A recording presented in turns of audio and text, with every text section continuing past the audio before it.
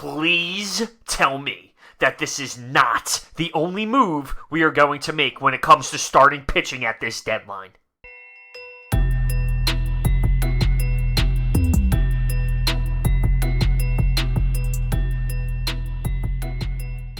If you couldn't already tell, this move doesn't really make me happy. And it's not because of Jason Vargas. Well, it has a little bit of something to do with it. But it more has something to do with upper management. This is the move. This is the move. That's why I'm saying there should be another move for a starting pitcher here, or I'm going to be disgusted. Now, here's why you go after someone like Boyd, Minor, Robbie Ray, Greinke, things of that nature. When you look at this pitching staff, we have 4 holes, right? After Aaron Nola, there are 4 holes with pitchers that just cannot perform. You won't be able to fill all of that in next year's offseason, in free agency. It just won't happen. And you look at our prospects, we really don't have anyone that can come up and really be a starter. So what does that mean? Well, that means here is a chance to acquire someone that will help you not only for this year, but for next year with arbitration and whatever may happen after that. My point being is you need to look at this free agency period, not only for what is supposed to happen this backstretch here in this run for the playoffs, but for next year as well to fill out those 4 holes. It's so simple. It's so simple. You're not going to be able to grab 4 solid starting pitchers next year in free agency. This is the time to do it. This is the time to get Minor, Boyd, Greinke, Robbie Ray. And we come up with Jason Vargas, the 36-year-old. Now, there's a club option involved next year, and the Mets are moving money along with him. We essentially got him for nothing, right? But I'm sorry. This move makes me question the front office even more. Now, you look at his stats. Here you have it. In the last 12 starts, 3.34 ERA. He has been better over the last month or two than he was all season long. His total ERA for the year is over 4. But looking at July, hitters have been hitting 226, and in June they were hitting 183. So he has been better. But in my opinion, he's the same as the rest, right? He's the same as the rest. There's a reason why it took literally nobody to go out and grab this guy. He's in the mix with the Eflin, with the Valesquez, with the Arrieta, with the Bone Spur. Like that's the type of production he realistically is probably going to give you. Now, who leaves? Is this a, hey, Arrieta, you're on the IL now. You're not pitching anymore? Is this a Vince Valesquez? You can't go past 6 innings ever. You're not in the lineup anymore. You're not in the starting rotation anymore. Is this a Zach Eflin? You actually stink. You're not in the lineup anymore. You're not in the starting rotation anymore. Who's leaving? I'm telling you, we need more than one pitcher. I had a feeling the Phillies were going to go out and grab like a meh kind of guy, right? A meh move. A move that realistically doesn't move the needle for any fan ever. But, you have this expectation that they're going to grab someone who will help this ball club. Because it's simple. It's not just for this year. It's a longer-term thing. You're trying to acquire someone at the deadline here that has years of arbitration. They're probably trying to hold on to all their prospects because they don't want to move anyone. Well, if that's the case, loser mentality. It's a loser's mentality. This is a loser mentality type of move. Watch, he's going to go out and have 6 no-hitters the rest of the way.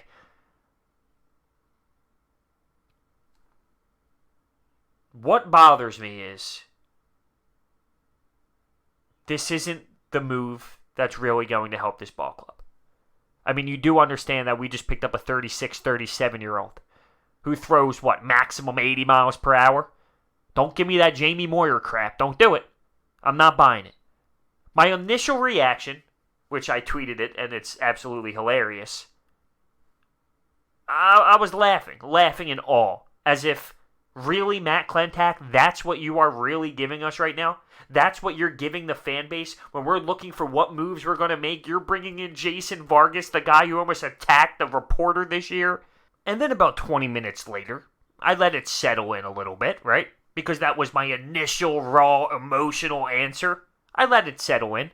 And yeah, you know what?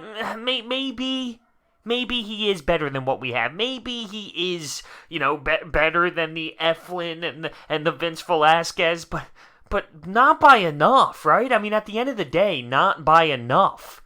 Is it worth the shot? I mean, really, I don't even know if I would waste my time with a move like this. It's all about the other guys that I mentioned. Don't tell me the asking price is too much. You got to be on the phone. You got to figure it out. I just can't imagine being in upper management right now and saying, you know what, this move, this is it. This is it. This is the move that's really going to help this ball club. This is a half-ass move. This is we're kind of in. We're a little bit in. But we're not really 100%. We don't truly believe in it, but we'll help this team out just a little bit to see if maybe that can spark them. That's what this feels like to me. It feels as if Matt Klentak, the GM, the owner, John Middleton, it's like they don't know where they are right now. But actually, you've been hearing it. You heard McPhail even say it. We're not a piece away. We're not one piece away, so we're not going to be trading up all these assets. And this is what I was afraid of, though. Because you can't think of it as a right now move to go out and get one of the pitchers I mentioned. You can't. It's a longer term thing than that. These pitchers have arbitration rights. These pitchers have more than just the rest of the season. It's for the future as well. And I don't know if that's clicking in their heads. If they think we're just going to be able to acquire all of these starting pitchers in free agency and making trades in the offseason. That's not how it works. You're going to have to attack something now. So I pray that this is not the last move when it comes to starting pitching. Like, I don't care if we go up and pick up that Chicago closer, the Chicago White Sox closer. And guess what? To be honest with you, yeah, I mean, sure, we can use a little bullpen help, but it's so simple to me. The starting pitching's the issue. And if we can grab more starting pitchers who can actually succeed, well, it helps the bullpen because they don't have to go so much because there's no Vin Valesquez's out there that can't go through 6. The biggest question to me at this point is, besides what else are we going to do, who's coming out of the starting rotation? If Arrieta leaves because of the IL, what did we really just do, right? I mean, we really didn't do anything. We're still in the same spot, if that's the move that happens, right? And I don't know how much longer he can go with this bone spur. We saw him go in his last outing 4 solid innings, but that 5th inning was bad. Real bad. He was missing location, and he doesn't have the it factor on his pitches. It's somewhat disturbing. But at the same time, I'm really not surprised, And like I said, I know what's going to happen. I freak out about it. I get all pissed off about it. I'm disgusted with it. And what's going to happen? Jason Vargas is going to go out there and throw 7, 8, 9 perfect games in a row. Right? That's how it works. But you know what? Good, I'm rooting for it. I mean, I'm rooting for the 36-year-old to come out here and be the game changer. Like, I want that to happen, right? I always state that. So once again, just above 4 ERA for the season. In the last 12 starts, 3.34 ERA. Batters have been struggling against him. In June, July. I'm just going to have to see it before I believe it. There is a reason why it only took a nobody catcher to get him. It's one of those moves where nobody's jumping up for joy for this. Nobody's screaming. No one's pumped up about it. It's a half-ass move out of the front office. They don't know where they are right now. They want to go all in. They want to make a splash. They want to try and make some noise to make a run at this thing. But at the same time, they don't because they don't believe in the team. So this is that type of move. That's perfectly how you should describe this move. They're 1 foot in, 1 foot out. And that bothers me. Unless they go out and make another move. Unless they find a way to get one of these pitchers that I'm talking about. But if this is the only acquisition we get at the starting pitching department, I'm pissed. I know that they might be looking at an outfielder, a bat off the bench, a bullpen guy. If this is the only starting pitcher we receive, it's going to eat at me.